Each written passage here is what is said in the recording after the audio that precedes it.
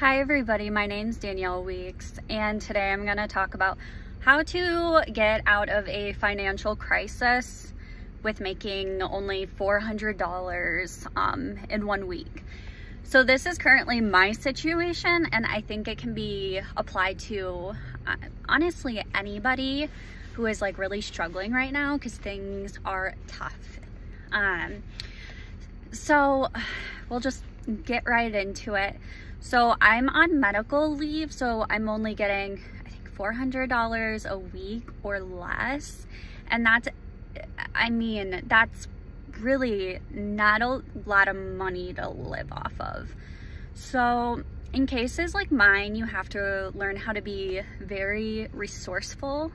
I know in my car, I have a lot of stuff in my car. I actually kind of make money on the side, which I call it my side hustle, where I resell like clothing and well, I got clothing, I got shoes, I've sold weights, I've sold motorcycle, cars, like just kind of like a little bit of everything. Again, this might not be for you, but just finding like that's kind of like side hustle thing to bring in like extra income until you're feeling better or until things are a little bit more stable can be extremely beneficial. So I definitely take advantage of this option, and days I don't feel good, I'm able to still make money. So just from my like side hustle alone, the past 3 weeks, I've made almost $400. So that's on top of the $400 I have coming in regularly, so it's $800. And if you guys want to learn more about that and like how all that works, I can make a separate video. Just leave a comment below. And the other things that you can do is just be very resourceful and kind of like no one's gonna know unless you say something, and you don't necessarily need to struggle by yourself. Yeah, it really sucks, and it's only temporary. Like, you will get out of it. It's just gonna take some time.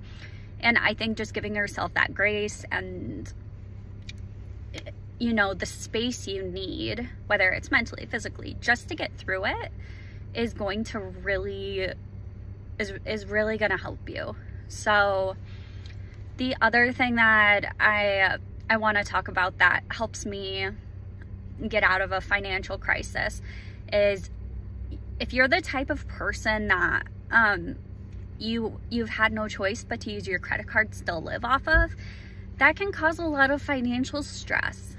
So for instance, I ran up 2 of my credit cards because I wasn't being paid at all at one point.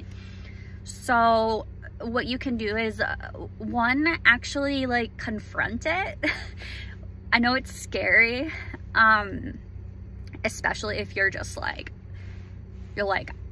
I know I'm going through a really hard time financially, and a lot of the times it's not as bad as you think it is. And then once you kind of put those numbers together and you see like, okay, this is what I actually have and this is what I can do, this is what I need, it's extremely beneficial. The first thing you want to do is just write everything out.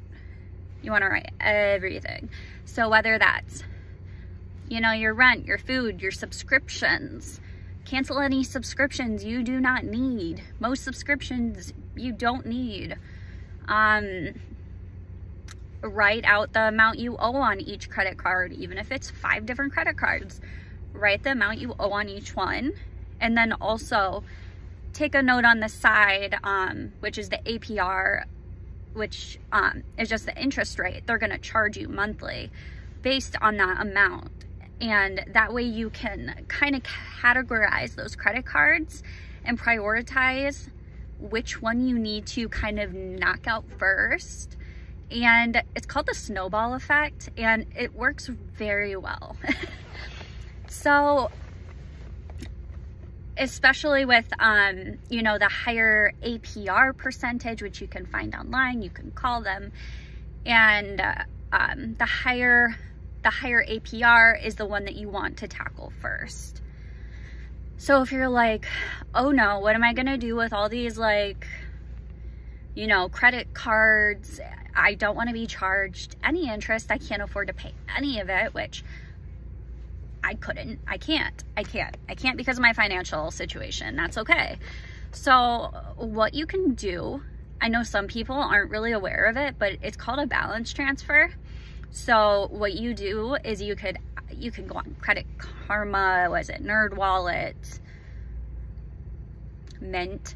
They sign up for those. They're like free. And then they give you like options based on your credit score, and you don't have to have like a perfect credit score to get a balance transfer. And a balance transfer pretty much means that what you're doing is taking the money that is in one credit card, and you're just transferring it to another credit card. But what you need to look for is like a 0% APR for 10 months, 15 months. That's a really good one. So what that means is like you will not be charged anything. You just need to pay the minimum balance, which is typically pretty low and a lot more realistic in the long run, because the credit cards themselves are just they're gonna stack on top of each other. So if you can find an APR, like a credit card with a introductory APR rate, you know, that stuff you get in the mail where they say you're pre-qualified and stuff like that. That's where I have found some of my things, because they already looked at your credit score. So with the balance transfers, you can do not only like one balance transfer, but you can do multiple. It's just within a certain period of time that you have to do it. And I know that there is maybe a small transfer fee, but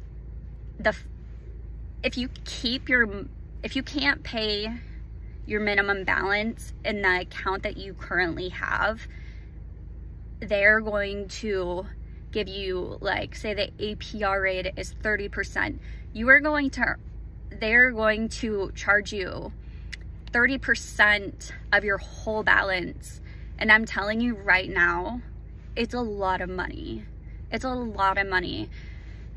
And I just don't think people are really aware of what they can do to actually get out of it. And then if you need more time at the end of your 10 months, just do the same thing, which is what I've been doing. And like, I've been paying it off, but you can only do so much at once. So take that balance, and then go back and do balance transfer, balance transfer, balance transfer. And then you're like, wow, like that saved me a lot of money, took off a lot of stress.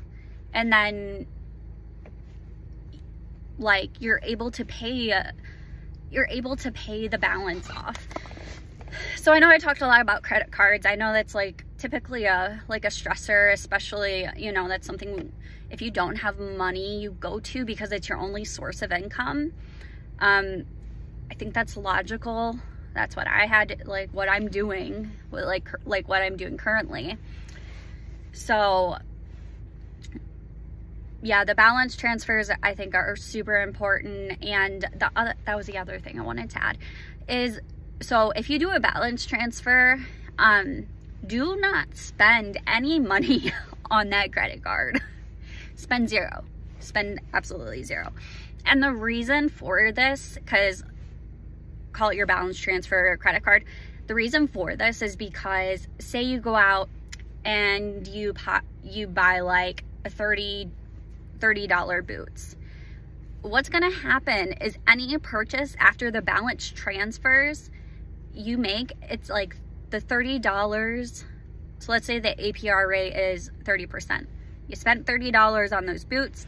They're gonna charge you 30% of that $30 every single month. So they're gonna charge you that. And that's gonna keep accumulating, and you can't pay that off until your balance transfers, all of that money you just transferred over from your credit cards is paid off. I hope that makes sense.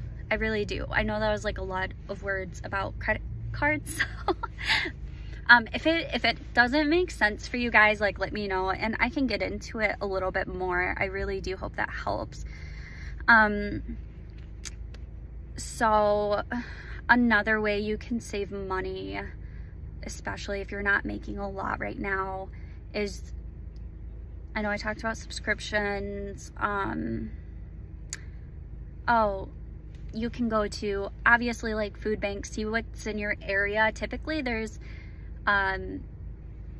quite a bit of organizations that are available for, like, whether it's food or clothing or housing, pretty much like anything you really need. I'm about to go to a food bank once I'm done with this video, so, and there's no shame there. It just isn't, like, it's there for a reason, and it's really hard. Like, I'm a nurse, but I cannot work right now, and I'm selling out of my car. Who the fuck cares, right? Okay, so like, life happens, and it happens to all of us, and that's all right. The other thing I do want to bring up, I don't want to make this video like too long for you guys, is just like putting your mental health at the very top of your list, because if you don't have mental clarity and you're super stressed and anxious all the time, and financial stress is so real and it does affect us, and taking care of your mental health is going to help you be able to think more clearly about the choices you make and how strategic you can be to get out of a financial crisis, because no one wants to be in one, especially if you have children. You want to keep your electric on. And same thing with organizations. I want to go back to that. Some organizations will pay for your DTE, will pay for your water, sometimes even your rent. Growing up, I've had that. And I know what it's like to also not have that. And it really fucking sucks. It really sucks, and it's hard, you know, especially, you know, as a parent, like, you want to give your kids what they need. And if you're not able to give them what they, like, basic necessities of what they need, like, internalizing that guilt and that, it, like, I can only imagine how difficult that is. So that is a huge one. Do not hit my car. Jesus. So I am going to kind of put bullet points. I know I missed a couple of them, but bullet points of, like, some other things that you can do to just, like, help get out of a financial crisis. I really hope this video was helpful for you guys and it made sense. If you guys need me to clarify anything, let me know, and also subscribe. This really helps me out. I'm trying to, this is also another way I'm trying to, you know, get more views, help people who are also struggling in the same situation that I am. So, thank you guys.